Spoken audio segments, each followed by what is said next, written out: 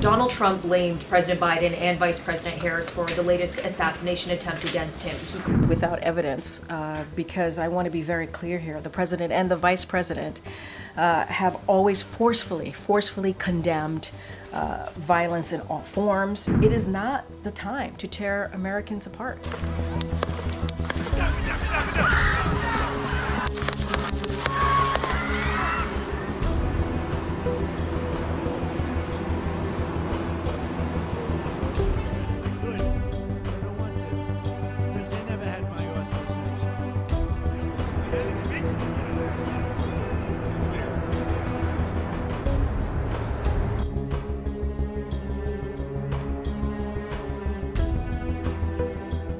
Without evidence, because I want to be very clear here, the president and the vice president have always forcefully condemned violence in all forms. It is not the time to tear Americans apart.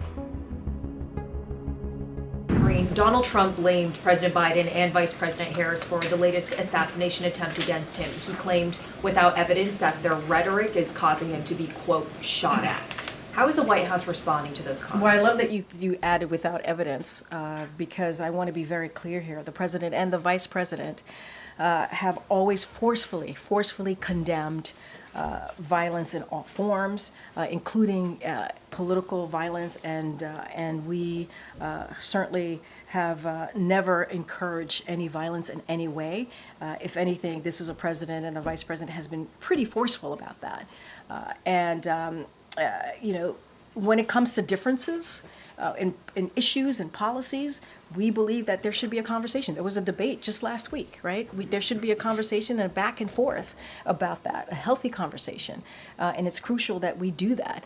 And the president has also said, when it comes to, you know, violent rhetoric, we got to bring the temperature down.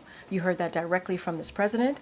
And it is not the time to tear Americans apart.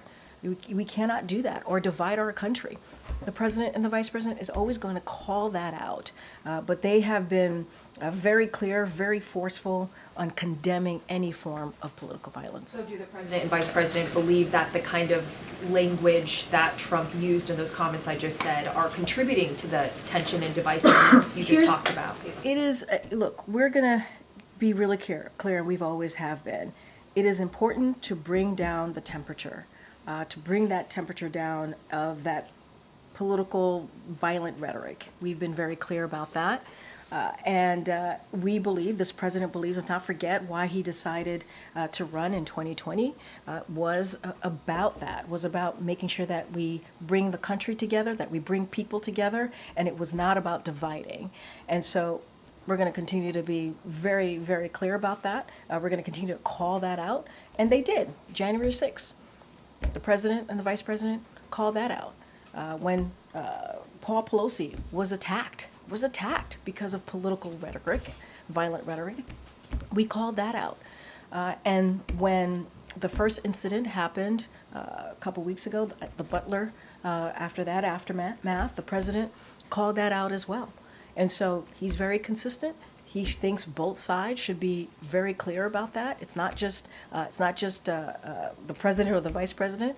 Every leader, national leader, or any leader in this country should be calling out political violence and bringing the country together, not dividing it. Just to be clear, just to clarify, so Sure. You're saying that the president and vice president believe that former President Donald Trump should be toning down his rhetoric? So I'll say this. President Biden has been clear-eyed about the threat that the former president represents to our democracy. He's been clear-eyed about that. From his role, let's not forget, from his role of January 6th, where he refused to accept the outcomes of free and fair elections. Look what happened on that day. Some of you were there at the Capitol. Some of you have colleagues who were there at the Capitol, reported and saw what happened. 2,000 angry people went there to try to overturn a free and fair election. And so it's not going to stop the president and the vice president to call out, to continue to strongly call out, you know, when it comes to protecting our democracy. We have to be forceful about that. We have to be very clear. We can resolve our differences, right?